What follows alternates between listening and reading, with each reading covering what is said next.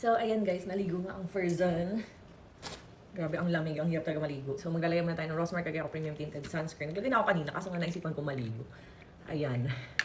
Living your life to the fullest that bashers can't have is the most satisfying to watch. Yes. Ayan. So, akala niyo unang hindi ko siya ka-skin tone, no? Pero dahil sa tong Adapt Technology, look. Bilis niya i-blend. Plus, very moisturizing. Kahit hindi na nga mag-makeup eh. Pag ito ang iyong gamit na tinted sunscreen, parang ka na nag-makeup. Grabe. So, ayan.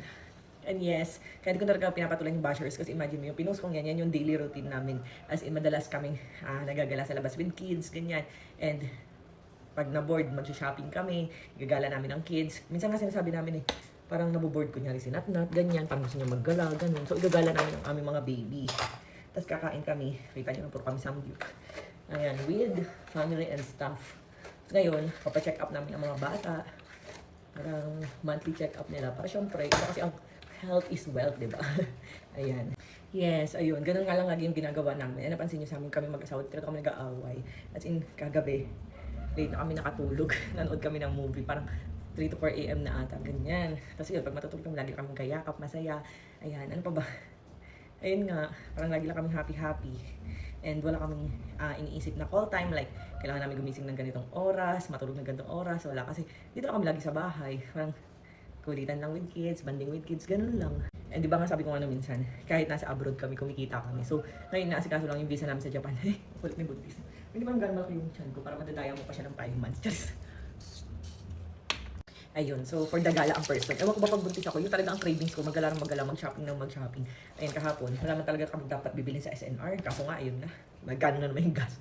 Ang sarap kasi talagang maggalagay. At lalo nga malapit ang pasukan ng aking bebehan.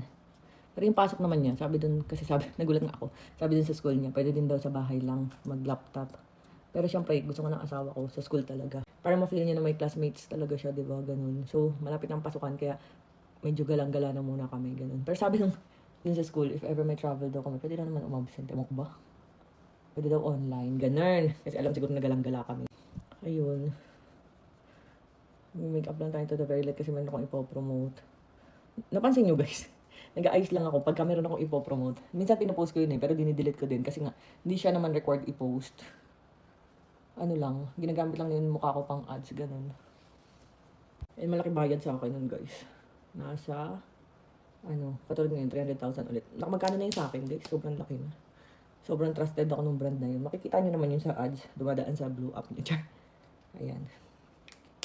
So, ayan, bumangon na ako kasi pagluluto ko naman ngayon yung asawa ko ng Bicol Express.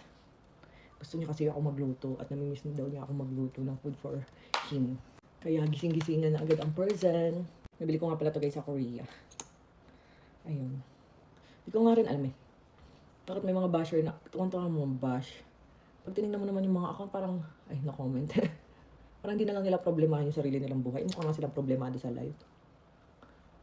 Diba? Kaya problema yun yung buhay, walang problema. Problemahin yung buhay nyo para naman, diba? Para may growth, progress, ganun. Kaysa buhay kung pinaproblema nyo, paano kayo nyo makaka-focus sa life nyo? Yan. So time check, magtutulog na. And this is my OOTD.